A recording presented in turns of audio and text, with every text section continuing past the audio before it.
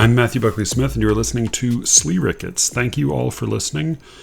And thanks especially to those of you who have recommended the show to somebody you think might like it. It has become apparent to me recently that Slee Rickets is a guilty pleasure, which I consider to be a high compliment. I mean, I am very proud to be a guilty pleasure. The problem with a guilty pleasure, though, is that people don't like to talk about it in public. So here's my deal. It's okay if you don't talk about listening to the show in public.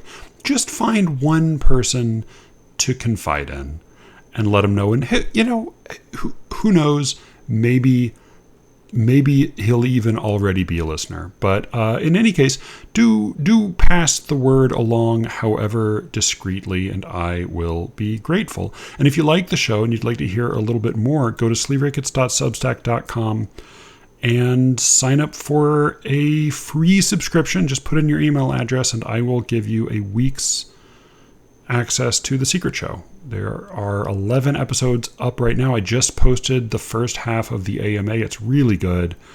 And the second half is coming soon.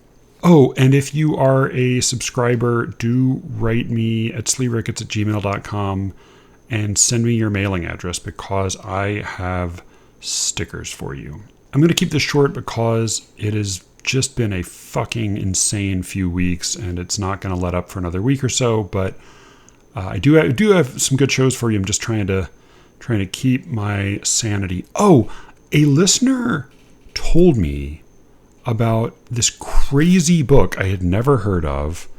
Let me get the title because I want to get it verbatim. Oh yeah, here.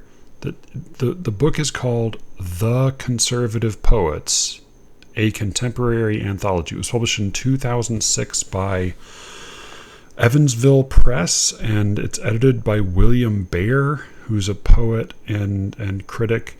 The Conservative Poets. Is it just me, or is that just a bonkers fucking name for a book? Is that not a crazy idea for a poetry anthology? I mean, that sounds terrible. Not because conservative writers can't be good poets. I mean, not because conservatives can't be good poets. I mean, there are there are names I already recognize just in the table of contents I was able to find of good poets. But to make an anthology collected according to the poet's political affiliations, that seems like a formula for a terrible collection. I mean, it also just seems like, could that possibly have helped the careers of those conservative poets? I mean, I'm baffled by this. I mean, and to be fair, like, I would definitely make as much fun of a collection of activist poetry. I mean, activist, you know, the activist poets. I mean, the radical poets. It just sounds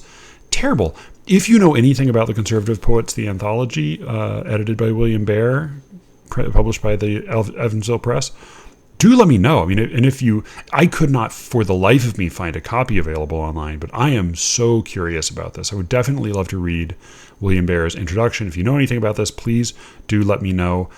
And if it seems obviously like a great idea to you, then let me know that as well. Anyway, I am my interest has been piqued. Is that something people say? All right, so this week I have sort of an odd episode for you. So Cameron was jealous of the episode that Allison, Jesus fucking Christ, I'm tired. Cameron was jealous of the episode that Alice came up with, which was when we did a few weeks ago. She invited me to send her a few poems, and then she picked some, and we talked about them. Cameron wanted to do the same thing. He sent me way too many poems. We talked about some of them. We talked about, I think, 5 or 6 all told, but it took us. So the first poem, I did not understand a lick of it. And instead of breezing past it or dismissing it or skipping it, we talked about this one fucking poem for an hour. And it was kind of a great conversation. So I'm going to release the rest of our conversation later on. But for today, here is a whole hour of Cameron and me talking about one fucking poem. I still am left a little bit bewildered by this poem, but I really enjoyed the conversation, and I hope that you will too.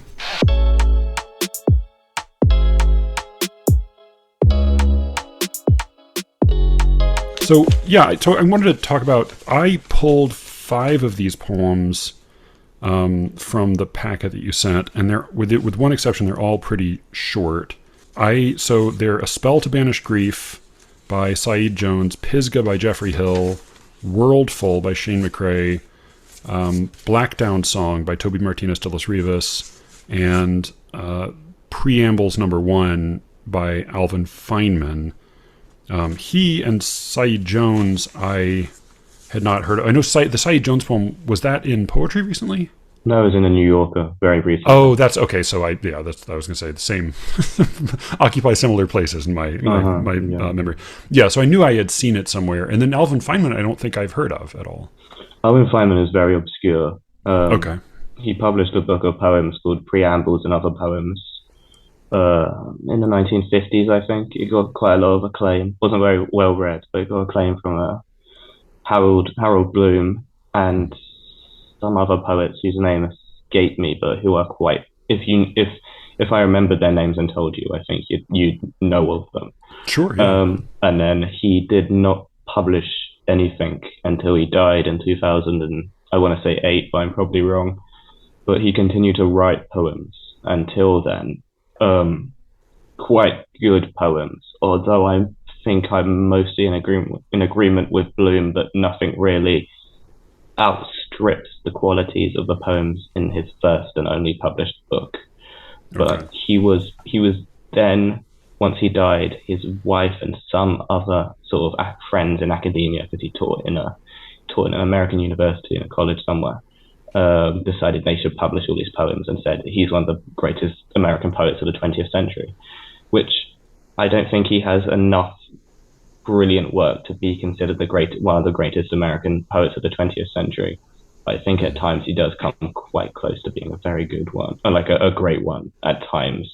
In a few poems he does, but he is very little known. I actually read him back in 2020. I stumbled upon the book randomly, his collected poems, Corrupted into Song, which I thought was a good enough title to let me read it. Yeah. And liked it enough, and then forgot about it for 2 years and rediscovered him very recently. I was actually surprised because I tweeted some of his lines on the Sleerikits account, some of these sort of lines that I thought were pretty stunning. And Shane, great Shane, came back and said, I love Alvin Feynman. I was so excited. But yeah, I think me and Shane are the only people I know who've heard of him. He is pretty obscure. I think Shane knows of every poet and knows every living poet personally as well. That makes sense. That sounds totally believable. Yeah. Considering it's Shane. Yeah, and I feel like the more certain you are that you've pulled a diamond from the rough, the more likely it is that Shane has like a deep and rich familiarity with that poet. True. Well, do you want to start with that one then? Because that was the one I was. Well, I just like. Why don't we just listen to it and then you can school me on it. Shall I read it? Yeah, please. Give me like a few minutes of interminable clicking while I get to it. Sure. Okay, so this is Preambles or 1. Vagrant back my scrutinies, the candid defamation as with use, a coat or trousers of one now dead, or as habit smacks of certitude, even cosmographies, the broad orchards, the uncountable trees, or a river seen along the green monotonies of its banks, and the talk of memorable ideals ending in irrelevance. I would cite wind-twisted spaces, absence listing to a broken wall, and the cornered noons our lives played in, such things as thwart beginnings, limit, Or juxtapose that longest vision, a bright bird winged to its idea, to the hand stripped by a damaged resolution. Daily of its powers, archay bruited through crumbling masteries, to hang like swollen apples in the river, witnesses stilled to their clotted truth, all discursion fated and inept, so the superior reality of photographs, the soul's tragic abhorrence of detail. All right. It's a beautiful poem, sonically, I think. Oh, I mean, it is, whatever else you might say about it, I think it's very clear that he is extremely skilled and takes great care with his language. And there's like, oh, sure. To look at like the other extreme. I read once in one of his many and ill-advised interviews, Jonathan Franzen, whom I quite like as a novelist, and always just says pig-headed things in interviews, said that he thought he defined like literary writing in contrast to like commercial writing or like pulp writing. He defined literary writing as writing from which the author had taken pains to remove cliches, which seems like such a strangely reduced idea of what writing is. But like if you consider for a moment the like cliche laden writing that sort of flat and dull on the ears and fails to make impressions often because it's so familiar that one almost doesn't hear it. If you think about that as being one extreme end, I think whatever else Feynman is doing, he is on the other end of the spectrum. Like there's no language here that feels dull or dry or, well, dry is maybe a different question. Like none of it feels dull, none of it feels flat, none of it feels automatic. I think it is all quite alive. Yeah, I think alive is a perfect word for it. I think I wouldn't even say it's dry. I think you could read it in a dry way, but I think you could also read it as like an incredibly powerful and maybe even terrified attempt to communicate. I mean, one look, a vague look at this might make someone assume that this is language poetry and it had no sort of interest in saying anything. But I don't think that's true at all. I think this poem is desperately trying to communicate. It's just that it's trying to communicate something so complex that it becomes barely paraphrasable, if at all paraphrasable. I mean, I read it mostly as a sort of a speech on decay. There seems much of it seems to be interested in sort of a disintegrating idea of beginnings. I mean, the strange word, I don't even know if I pronounced it right, archai, I looked up, meant something along the lines of the plural of an ancient Greek philosophical idea of first principles. And it seems to me that he starts off a lot of times with first principles. It's got that archay or arc, whatever that's got to be the same root as archetype, right? You'd think. Seems like it should be. I mean, archetype is also about first principles, so that seems both logical. Or like this would be like almost before, like an archetype is a first principle expressed in like a conventional way. So maybe this is like before it's even been formulated. Yeah, maybe it's the abstracted first ideas, right? But I mean, what I love about this is how even within the language, things seem to be coming apart. Let me get to the bit that I want to talk about. Give me a second. It occurred to me only during one of our recent conversations that as amazing as the tool you're using is, you're only able to, it can only render one line of text at a time, right? Yeah, that's very true. Which means like, whereas I have the liberty of like passing my eyes over a bunch of pages I've printed out, you're literally going through the whole thing just one line at a time. Yeah.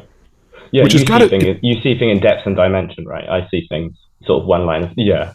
I mean that's also got to mean though that like as the like the Greeks worried a lot about writing diminishing our working memory, which like surely it did. like, of course, it limited. I think writing has enough advantages that I'm glad we adopted it as a species. But like, it probably did reduce our working memory some. But it makes me imagine that yours is probably actually less diminished because you don't have that.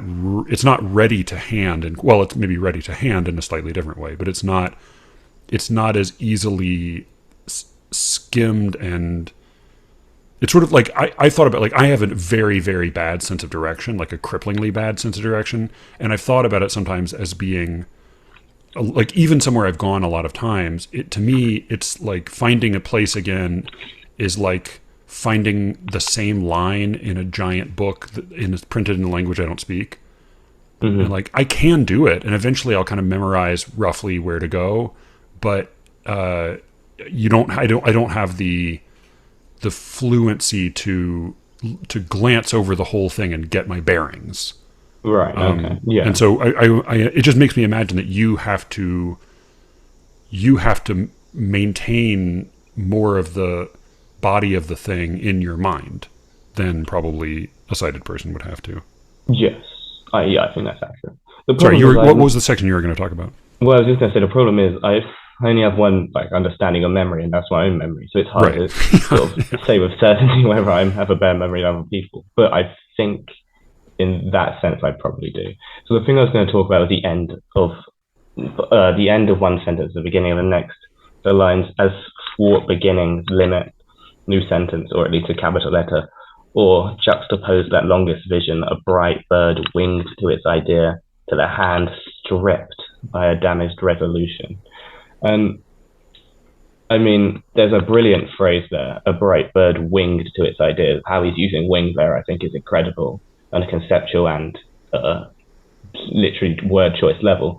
But what I really like about this is how it seems to me the sort of longer, more Latinate syllables of beginning and resolution and all these sort of more complex ideas are continuously being interspersed with, or at least being put under pressure next to, these much shorter, blunter phrases and blunter, almost Anglo-Saxon words of stripped and winged. And that to me seems to be almost analogous of the core struggle within the poem, which is between sort of first principles and decay. And also the poem has one of sort of the most memorable first lines in most poetry I've read. Vagrant back with your scrutinies. I mean, it's really striking. I feel immediately lost when you read it. Yeah, you're in medias res, right? Literally, sonically and phrasally and grammatically. Yeah, I mean, so the teacher I had in college, who for a million different classes and who ran the magazine I helped with at the time, he actually was a great fan of a certain kind of contemporary Australian poetry because he'd spent a lot of time there. But his guiding, if he had like one rule, like the Satanists say, "Do and thou, and it harm none. Do what thou wilt shall be the whole of the law." For him, like the one rule was, "Let not thy writing be expected." Like don't write anything that could be anticipated.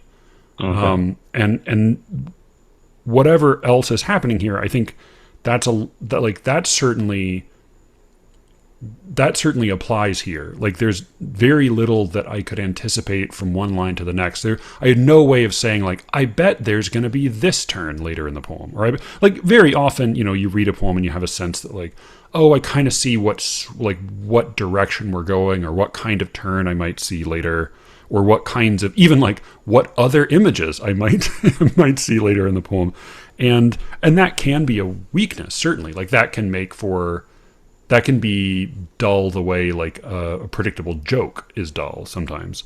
But here, I mean, nothing is predictable. I am able to anticipate nothing.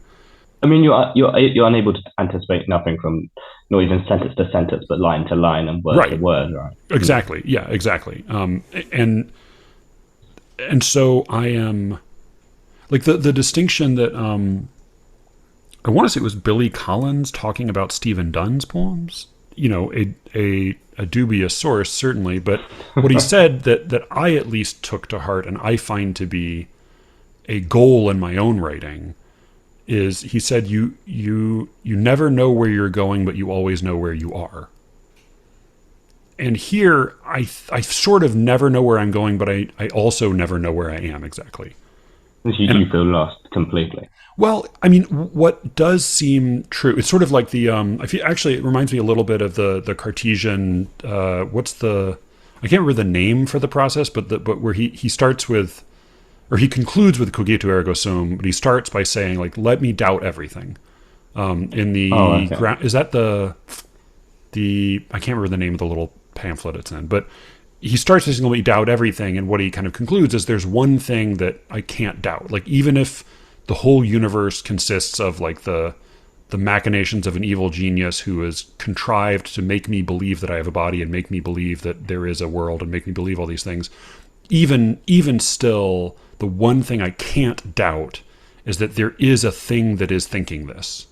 Like, that I am thinking this means there must be something. Like, I can't doubt that I am thinking the thing I am thinking, even if I'm wrong about it. And where I'm totally in agreement with you is that throughout this, I do get it doesn't sound like a voice speaking. I've said before that I tend to need to hear a voice speaking in order to feel like I can follow a poem. But what is very clear is there is a mind at work, and whatever he is getting at, he does seem to be trying to get at something, and there does seem to be a mind in operation throughout, and a very powerful and discriminating mind, if also a mind that maybe either has trouble expressing itself or isn't interested in expressing itself, or what it's trying to express is sort of beyond expression.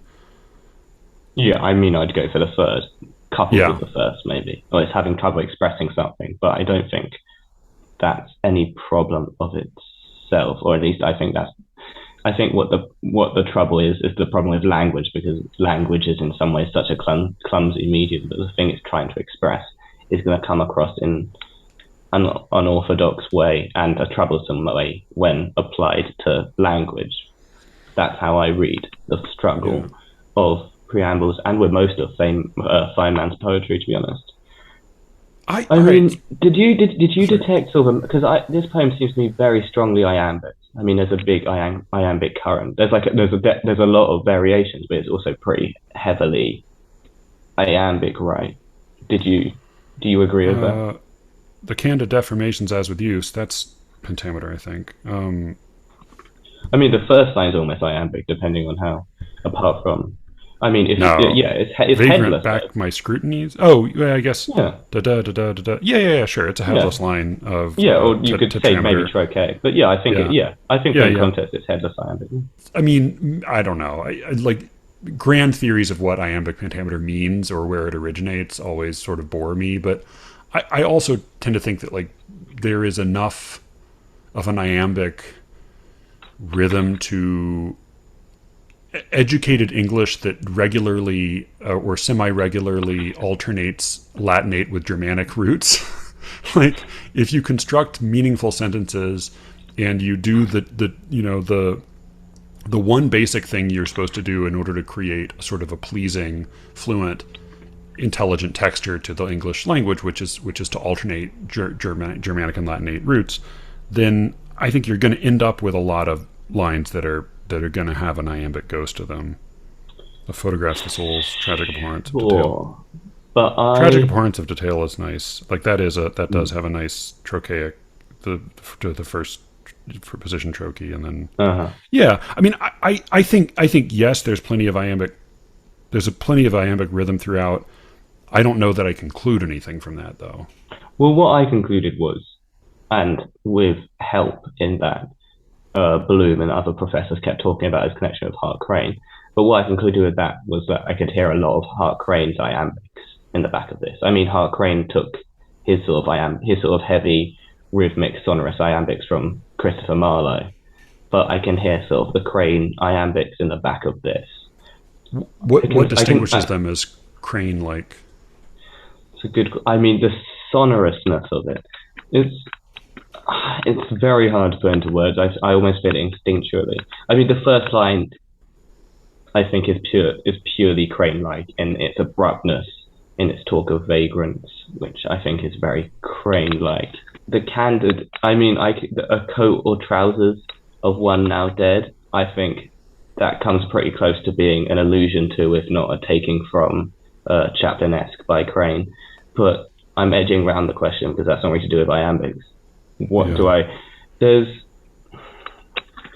I think it's how he stacks very loud, either loud consonantly or very long in terms of vowels, very long vowels and very hard consonants on each other in heavily iambic lines with heavy variations. But I think it's very Crane-like, and also is that this seems particularly sonorous to me. This poem, almost as sonorous as Crane's. But I don't think it's straight Crane imitation. I think this is, I mean, it weaves around Crane. I can also hear bits of sort of Wallace Stevens in its sort of thinking about, in its sort of meditation. That, you know what, that's what I was thinking of. Bruited through crumbling masteries. Really, I was thinking like, where have I, Crane is what that sounds like to me. Oh, no, sorry, I said Crane. I meant exactly what you just said, which is Stevens. Yeah. I mean, I can hear Crane also in that. Yeah. I think Crane and Stevens still converge in there. Yeah, I mean, and I've read more Stevens than I've read Crane, but no, I mean, all of that seems true, and I totally believe the speaker / poet working very hard to approach the articulation of an extremely difficult sensation or experience or idea. I just don't know. I think like where I get lost is, why should I read this? Ooh, that is a question. As in, why should you bother with the complexity of it? Or as in, why should you care about the human subject of it? All right, so that you liked it told me there's something to find here. Because not just because I like you, but like, you know, when an intelligent person or like when any person seems truly, honestly to take pleasure in a piece of writing, I tend to believe there's something there to find. And like in many cases, it's something obvious that isn't all that interesting to me, or it's something obvious that is interesting. And in some cases, if it's somebody, you know, if I think like, wow, that person really did like that thing, I just don't get it, then it makes me interested. But I don't know. I don't know what Feynman would want somebody to get from this. And I don't even mean like what meaning or what lesson, but like why publish it? I guess I tend to think of reading as you know, being a good reader means being a good guest. And at the same time, being a good writer means being a good host. And I err on the side of whatever thing I'm doing in that moment. So I try to say like, oh, I need to be a better guest when I'm reading, and when I think I need to be a better host when I'm writing. But this is a poem where I think like, this is a smart person, this is a skillful person, this is a person who's very deft with language. This is a person who's doing work that clearly has been touched by the work of great writers, and it's of interest to like serious readers and writers that I respect. But it doesn't seem to me that he's necessarily even being a bad host. It just seems like I'm trying to be a guest in his house and he's not hosting me. I'm like showing up in his living room. Is sort of how it feels reading this. I don't think I fully understand this. So I want to talk about this more with you, because I don't think I fully totally comprehend it. In like, I don't fully comprehend the thought, why has he published this? So let me try and get the bottom of this. So you think you're making an effort, that there's nothing in the poem that makes an effort to contact you back?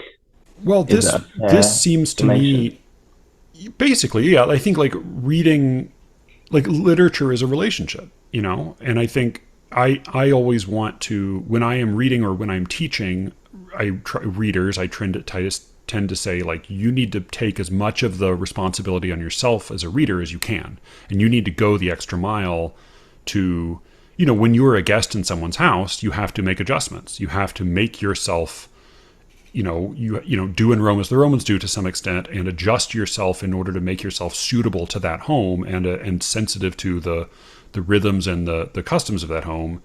But of course, also when you are a host, you are sort of turning your house inside out to some extent, and you are making it open and accessible and approachable to somebody who doesn't live there. And here, I don't mind adjusting. I don't mind taking off my shoes when I come in. I don't mind, not smoking. I don't mind, not using a certain kind of language or sitting on the floor or whatever the thing that we do in that house is. I'm okay. I don't mind going along with it and trying to follow along and understand. But here, I don't feel like I'm coming into a house with customs that are very different from mine, and I'm having to make a lot of adjustments. Like, oh wow, this is really different than I'm used to. Here, I just feel like I've showed up in somebody's house, and he's not even expecting me, and he's not even making it doesn't feel like it feels like a one-sided relationship. Like I don't. There are writers who, what's his name? Theater of Cruelty. Who is that guy? The Theater Knits Double. Artaud. Oh, yeah. Antonin. Yeah, his approach to theater was to startle and provoke and almost be hostile to the audience. And he thought there was virtue in this, and you could get things out of this. And I think there's some. I get that. I get some degree of that. I was even thinking like Shashi Bhatt, who's one of the kindest, most mild-mannered people you've ever met, even she, in talking about her writing, would say that, oh, I really want to kick the reader right in the stomach here. If she just think, it's hard not to think in somewhat violent terms about the way, the moments when you want to surprise a reader or you want to yank the rug out from under a reader, this kind of thing. So some of that I get, but I think there is if it's going to be a piece of writing that's meant to be some communication between people and not just a private exercise, then there needs to be some reaching out. And here, this feels to me like the private exercises of a very smart and skillful writer who's working something out. But I feel it doesn't feel like it's even intended for somebody else to read. So what you're saying, no, I'm going to say accusing, but I don't mean that. Please, no, that's fine. Go ahead. But you're kind of accusing of hermeticism, right? In that he's using sort of a very personal style that only he will understand. That he's only accommodating himself and his own understanding of his thought, and he isn't converting that thought into something that other people can. Yeah, I think so. Intelligently. Yeah, I mean, I think that's not exactly how I would put it, but I think that's fair. Yeah. I mean, I don't agree with that, or at least okay. I don't find that in a personal visceral experience. I mean, I find there are phrases here, and the entire share of the poem communicates to me very vigorously. Although I don't know if I could put that communication into language other than the language the poem has already used. Right, sure. And there are phrases here that, I mean, this is one of the few poems that really does do something to me that I think that seems comparable to what Emily Dickinson said when she said that she wants a poem to take the top right off her head. Yeah. And that, I mean, this poem did make me come at poetry from a different angle, from a sort of an angle that wasn't sort of the paraphrasing or the looking into sort of meaning and then looking how style ornaments meaning. It made me come to the poem in a different way. And I found that ultimately exciting. I really liked how this poem reordered my perception and my ability and my style of reading. And I am using very vague terms here because the poem, I think, is trying to do something with language so complex and so hard that I can't find a very specific set of idioms to talk about it in. But yeah, I think on that level, we're very separated. But I can understand, and I can even see how you'd find the poem utterly hermetic in its sort of approach to thought. Because I can't fully articulate what the poem is saying. So in that sense, there is a certain level of hermeticism for me. Sure, yeah. Would you read it for us one more time? Sure. Preambles 1. Vagrant back my scrutinies, the candid defamation as with use, a coat or trousers of one now dead, or as habit smacks of certitude, even cosmographies, broad orchards, the uncountable trees, or a river seen along the green monotonies of its banks, and the talk of memorable ideals ending in irrelevance. I would cite wind-twisted spaces, absences listing to a broken wall, and the cornered noons our lives played in, such things as thwart beginnings, limit, or juxtapose that longest vision, a bright bird winged to its ideas, to the hand stripped by a damaged resolution, daily of its powers, archaic bruised through crumbling masteries, to hang like swollen apples in the river, witnesses stilled to their clotted truths, all discursion, fated and inept, so to the superior reality of photographs, the soul's tragic abhorrence of detail. Thank you. And that's Alvin Feynman, whom I had not heard of, but I'm glad to know of him. Alvin Feynman from Preambles. This is Preambles 1, and Preambles is also the name of his one book published during his lifetime. Yeah, Preambles, advertisements. I'm guessing you're not going to, after this talk, you're not going to go off and read the other 2 or 3 sections of Preambles that I didn't include. I mean, I don't think I am gonna go. I've got a long list of things I'm reading, so he's not gonna leap up my list. Sure. But I am interested, and he will definitely be on my radar in the future. Mm. This may not be a bad time to bring up this email I got from Coleman, and then Alice's response to it, which I thought both were quite smart. Let me get something. Yeah. Oh, Coleman Glenn. Coleman Glenn, yeah. And do let me know also, just if ever it's easier for me to read something. Oh, sure. I mean, I'm less worried about reading. I'm always worried that I read things terribly. I remember when you had the I can't remember his name, the English podcaster who did a psychology podcast and then did a poetry podcast on Mark McGinnis. Yeah. And he read a Yeats poem at the end. He read it in such a weird and I don't want to say pretentious, but in such a in-depth and loving way. And I just remember him going, a mouthful of air. I don't want to be mean, but I kind of cracked up when I heard him do that. But I don't even think he was reading it badly. He was reading it very sort of dramatically. Yeah. I always want to strike it. I want to read a poem and bring out its tonic qualities, but I also don't want to over dramatize it.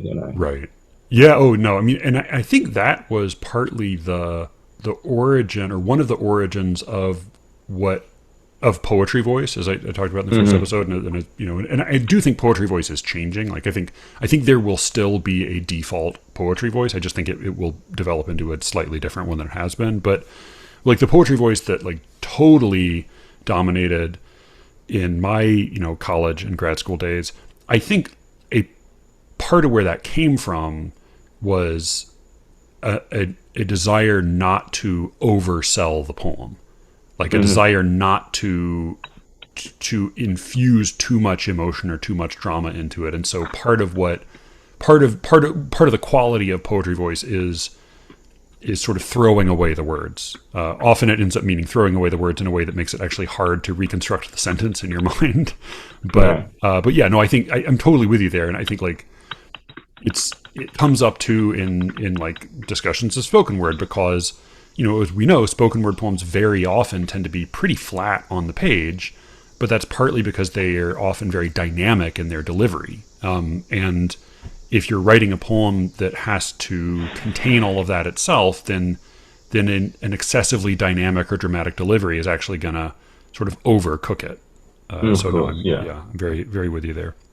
All right, so this was a note I got from Coleman in which he's responding to a conversation I had with Alice. I think it was I think it was one in which I said I couldn't imagine people genuinely liking Ocean Vuong's poems, and Alice disagreed. And she said, oh, no, but I respond to them immediately, and I know people who do. So I think that was part of what prompted him to write. But he took up, I think, a certain portion of that topic, and he ran with it.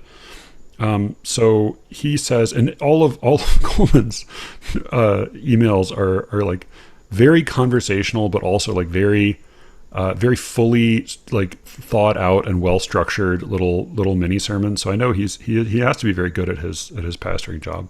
So he says, your conversation with Alice a few weeks ago about whether people actually like the stuff they claim to like got me thinking about Donnie Darko. Do you know, by the way, Donnie Darko? Name's familiar, but I can't. No, not really. Yeah, it's a movie that came out 20 years ago, I think. About 20 years ago. It was the first big, Jake Gyllenhaal's first big movie. Oh, okay. When that movie came out, my friends loved it. I ended up seeing it several times with different groups of people, all of whom thought it was deep and powerful. I thought it was an incoherent mess. I eventually rented the DVD myself to watch it with director's commentary to find out what the heck was going on. It turns out, as became clear in the release of the 2004 director's cut, that there was a totally opaque, bonkers plot about the random things Donnie needed to do to create a time machine and undo some kind of split in the space-time continuum. That was the story writer-director Richard Kelly wanted to tell. He utterly failed at it. No one picked up on it.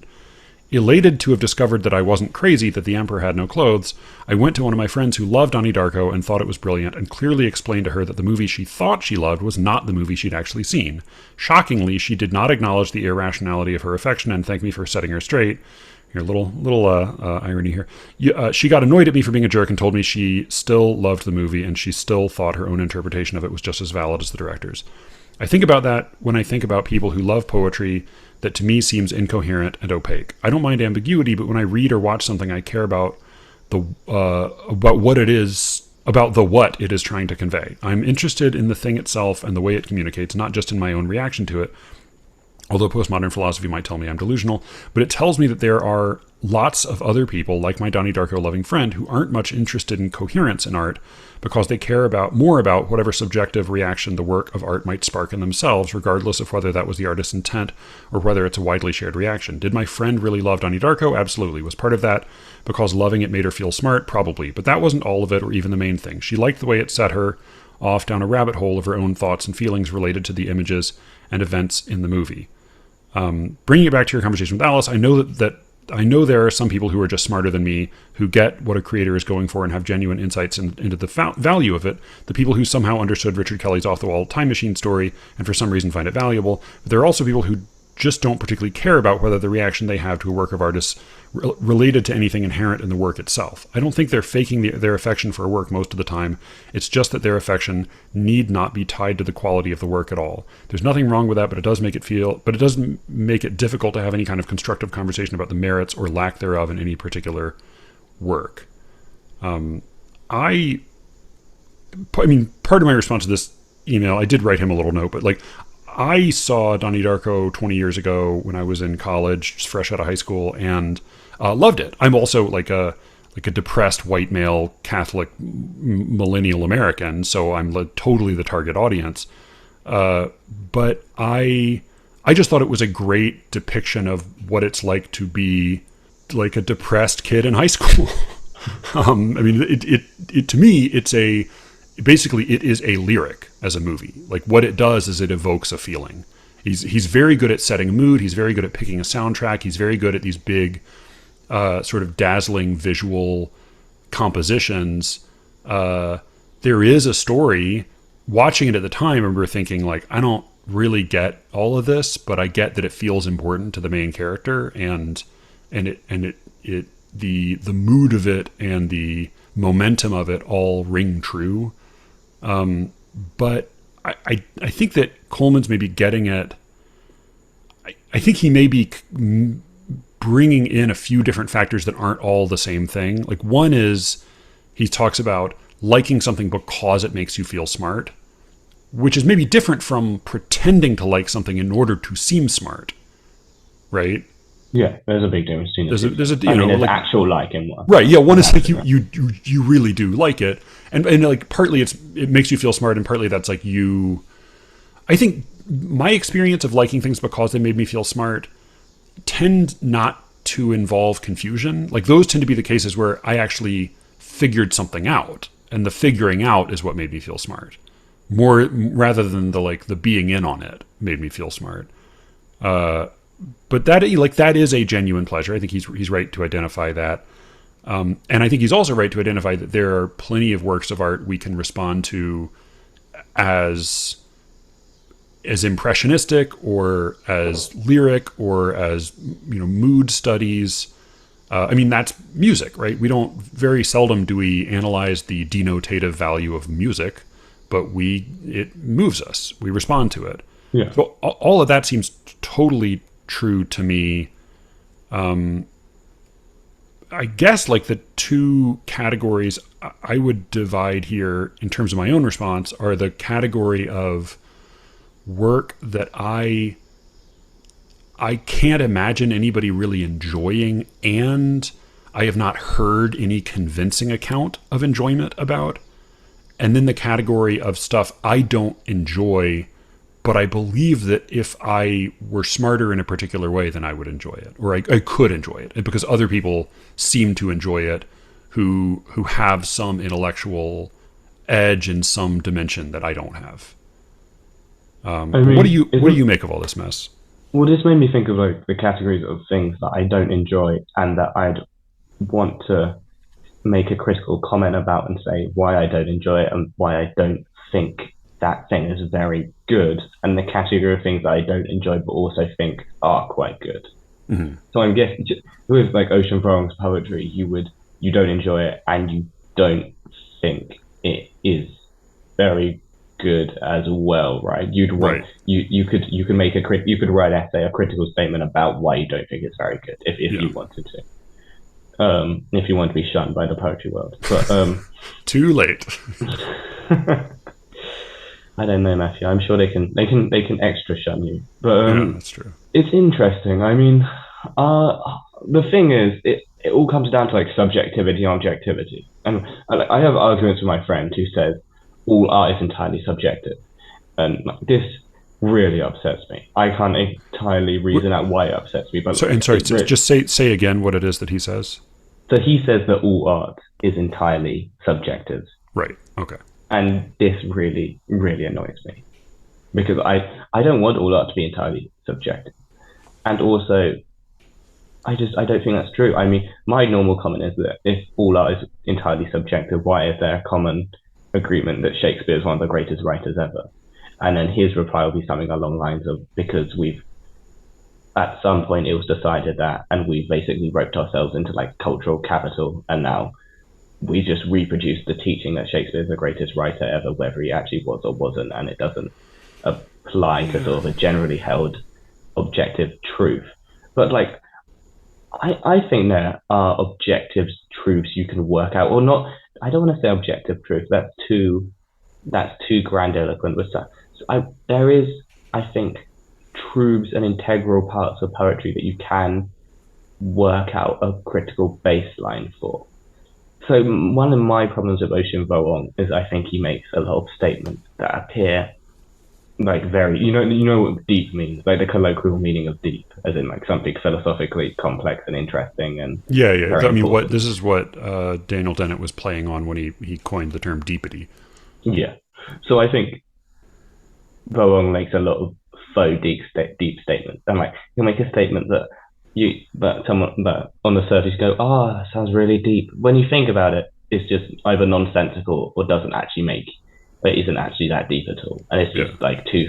And it's a lot of it is structured in questions, which adds to sort of the deepness. So it's like inviting the reader to think about it intently, and this is what really annoys me about Vuong. And also, it really annoys me is that I don't think he has much music or stylistic or rhythmic control at all. I mean, I don't think Vuong is very Yeah. good on many levels. No, I think I'm with you there, and I'm certainly with you in resisting your friend's claim about art. Though I guess like I maybe would frame it a little bit differently because it's subjective. like colloquially subjective means, de gustibus non est disputandum, right? Like you can't, like, it's up for grabs, like no point arguing. But I think if we want to be a little bit more technical, then like, yeah, I think the response to art is always subjective, but what that means is that you have to be a person to appreciate it. Like, you can be the Mars rover and detect light and heat and, weight and various other physical properties. You can't be the Mars rover and detect poignancy, right? You have to be a human being in order to detect it. But like, sexual pleasure is also totally subjective. Like, you have to be a person. You have to have a sexual body in order to experience sexual pleasure. A robot can't experience sexual pleasure. But what's also true is that like blowjobs feel good. Like that's not like an obscure esoteric idiosyncrasy. That's like things, like, just because you have to be in a human mind and body in order to experience certain things doesn't mean we can't make broad statements about like that experience. That's right. And like, I just came up with a title for this episode. We can call it "Blowjobs Feel Good and Shakespeare's Great." It's a great title. It's good. Yeah. But anyway, back to Coleman. Yeah, and then, well, here I'll quickly read. Alice, I thought had a nice response to this, and being Alice, it became both like personal and then like more, like also very specific in its application. Right. This entire episode we're just stealing off Alice. So yeah, well, yeah. I mean, this is true. Yeah, Alice theft. It's Alice theft all the way down. She said, "Thank you for sharing this. I keep reading it over because while I agree with most of it, something irks me. I think Coleman gives himself away at the end when he switches coherence to quality. I wonder if they're the same thing to him. I just got home from the gallery. We took the mother-in-law in to see the Picasso exhibition. I didn't really want to go. I don't really care about Picasso, but of course you take the Tasmanian mother-in-law to the Picasso when she comes to Melbourne. By the time we got there, parked, found the lift, found the line, got moved to another line, bought tickets online because the line wasn't actually moving, we were all grumpy and definitely not in the mood. But one of the first paintings was the Sacré-Cœur. Seeing it for the first time, I had that every hair standing up kind of feeling. It reminded me of things I hadn't thought about in years. I felt unable to move. And I was thinking about whether that experience comes from understanding the work, I didn't, or from the quality of the work, or from the fact that I know I'm standing in front of a Picasso and want to feel like I'm cultured, or from something else. But yes, a Picasso and a famously opaque movie about a giant freak rabbit are two different things. And then she goes on to some other topics. Yeah, maybe not. But so I was, it was interesting. Part of my experience of reading this note was that I, of course, then Googled the Picasso's Sacré-Cœur, and you can see a version of it online. I could not see a version that looked like much of anything, and I took away a much stronger impression of the painting from hearing her account of her experience of the painting. And my guess is that it is one that it makes a big difference seeing it in person. But it reminded me also of some of your ekphrastic writing, where you are more writing about other people's writing about, or you're writing with that as your sort of source text, the responses to the work, rather than an original experience of the work itself. Because I was very moved by her account of being moved by that painting, even though in like seeing a little dumb reproduction online, I couldn't really get much out of it. Like her account sounded authentic, right? I totally believed in it, and she, I mean, even like in the way that a good lyric poem will do, she primed it with mundanity and with a kind of a dull lack of expectation that's then sort of punctured by this sudden apparition. Oh yeah, it was like a really good anti-structure for a joke, in David Yezi's essay, poems are like jokes. I totally agree with that, and that's a good example of how the build-up and punchline and anti-expectation. Yeah, but I mean, when I write ekphrastic, I normally base it on a description of the painting, and the description is normally unemotional. It's probably from like Wikipedia or like a similar website, and then base it on the emotional or imaginative reaction which occurs on me upon hearing that description. So if that description excites me and gives me imaginative images, I then try and write a poem bow to that is what happens to me in the process. And yeah, I'm interested. I'm going back a little bit. I am interested in the difference between coherence and quality Yeah. because Alice is talking about how she doesn't understand the picture and the painting, and yet it still gives her an emotional power. Right. And then I guess the implicit there is that's quality, but maybe not coherence because Right. it didn't cohere for her. So in this definition, we're linking coherence with a literal intellectual understanding of a piece. Because I'm wondering if you can link, can you understand something coherently emotionally, but not in an intellectual way? Like Yeah. if Oh, you yeah. stumble upon a painting and on an emotional level, see how it all somehow understand it completely and emotionally feel the effect and how the individual sections have brought the total effect. And yet be intellectually unable to understand how it coheres. Because I think that is possible, right? Oh, I think it's not only possible. I think that's in most works of art of any variety that I really respond to. I respond in that order. I Mm. first respond emotionally, and then that's what makes me want to bother to dig in intellectually. But would you say does it cohere emotionally? Does it does the emotional? Are we saying that the emotional reaction is an emotional understanding of coherence, or simply an emotional understanding of how striking the image is? Because Well, you I, might I not think even it's understand it. Like, you might even understand it emotionally as coherent, but you might find it emotionally striking, right? yeah. Well, so I mean, so something that is notable, I think, about that Feynman poem we just talked about is that I could see any number of individual lines from that poem being really moving in a different context. Part of what makes a poem effective in my experience is that it takes individually recognizable elements and then juxtaposes them or arranges them in a way that is surprising, or that is sort of Mm-hmm. revelatory in that, or that involves some sort of motion or progress. Are we talking about emotional conceptual elements? Or are we talking about linguistic elements? Well, I'm just talking about any. So, all right. So there's what I'm trying to. I think I have it by heart. Do you know the little Alexander Pope translation of the beginning of Horace's second apode? I do not think I It's do. called he. So Pope supposedly wrote it when he was 15, which is infuriating. But it's just called Ode on Solitude, and it's a very close Oh, rendering of a section from Horace's Epode. I may have mm. said Homer by accident, but No, you did say all right. yeah. So it is. Let me just pull it up so I actually have it because it's a great little tiny poem. Yeah, no, I've heard of Ode on Solitude. I can't remember it, but I've heard. I just didn't know it was a translation, although that shouldn't be surprising. And it's yeah, and part of it is the line that gives it away initially is it begins happy the man, and the line in Horace is Beatus ille. Oh, yeah, Yeah. yeah. So Ode on Solitude.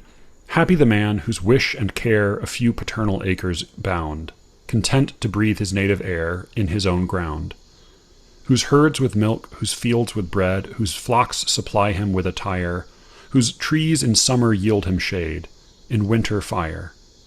Blessed who can unconcernedly find hours, days, and years slide soft away, in health of body, peace of mind, quiet by day, sound sleep by night, study and ease together mixed, sweet recreation, and innocence which most does please with meditation. Thus let me live, unseen, unknown, thus unlamented let me die, steal from the world, and not a stone tell where I lie. Just a wonderful poem, I think. But it's Mm. and among the various virtues of it, I love the three long lines followed by the one short line. It's reminiscent of a suffix. In So part of what happens in this structure is that he doesn't the so one of those stanzas, the third stanza, the middle stanza, bleeds it and jams on to the next one, quiet by day, sound sleep by night. But the rest of them are self-contained. They close off Uh-huh. with that epodic fourth line. And like the second stanza is the one that that sort of most leaves a mark in my mind, whose herds with milk, whose fields with bread, whose flocks supply him with attire, whose trees in summer yield him shade.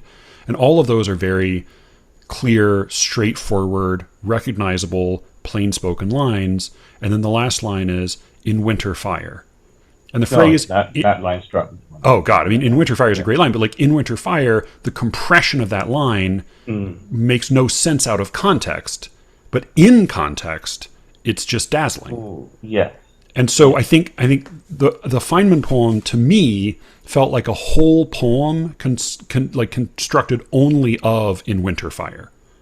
And so it like every line felt like, oh, this line could be really poignant in a context in which I was able to get hold of everything it's doing.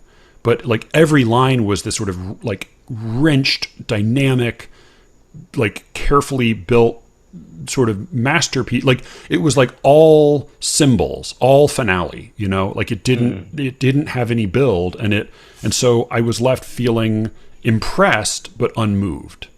Okay. If that makes some sense. You know, it makes sense. I don't know. I also totally believe having a different response to it. But that's the I guess the mechanical explanation of my response. Or really, I do kind of empathize in that I have the same feeling that all the lines are. Yeah, I have the same feeling of all the lines being incredibly compressed, glittering explosions of meaning. It's just that I like how they all. I think I can maybe not follow, but at least find a path that allows them all to work together, and I like how they're working together. But no, I do understand how. Well, I empathize with that they are compressed explosions of meaning, and I can understand how they might just read like a jigsaw of mismatched lines that belong in better expanded context. Yeah. Oh, and I also, I mean, I think there's art that you have to have a certain perspective or a certain experience in order to appreciate. And like, there are things that I wouldn't have found moving at earlier times in my life, and vice versa. That like, and not because one, you know, like you're always wiser as you get older, but just because you're in a different place or you have a different set of experiences. And like, I know like a friend who grew up in a very different set of circumstances told me that he like admired Alice McDermott's novels, but didn't really get what, like they didn't care much about them. And okay. Alice McDermott's novels are I mean, I've not read all of them, but the several I've read are basically like they are domestic dramas about very close-knit, often depressed, often alcoholic Irish Catholic families.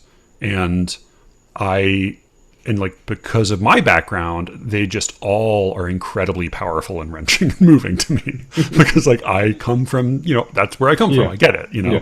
Yeah. So I think like there are not just, I don't think it's as simple as like, what are your cultural bona fides, but like for whatever reason, because of whatever set of variables, some of us have a certain key when it comes to art where like, oh, I totally get this. And it lands for me. And in some cases it doesn't, but like this is just an example of a poem where it's a little far for me on that spectrum of so it's like there's the so dull and plain spoken that it's hard to care enough to get from one sentence to another. And then there's the like, so like lively and dynamic and tripping along on the toes that I just don't even know what's going on.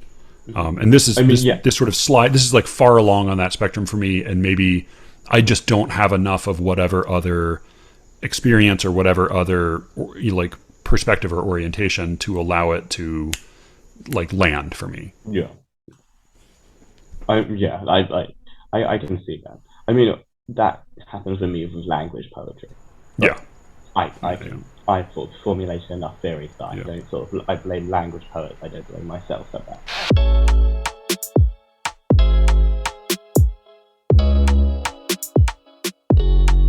That was my conversation with Cameron about Alvin Feynman's Preambles 1. I am still at a loss when it comes to that poem, but I am glad to have talked about it. I'm glad to have encountered it, especially in the company of Cameron, you can find Cameron, as always, on Erratosphere at WT Clark, and please do reach out to me at sleeverickets@gmail.com if you have any thoughts, comments, questions, or objections to anything we talked about today. That's all for this week. I will have more for you soon, and if you are on the Secret Show feed, then look out for the second half of our AMA. Thank you all for listening, and with any luck, I will be speaking to you again very soon. Until then.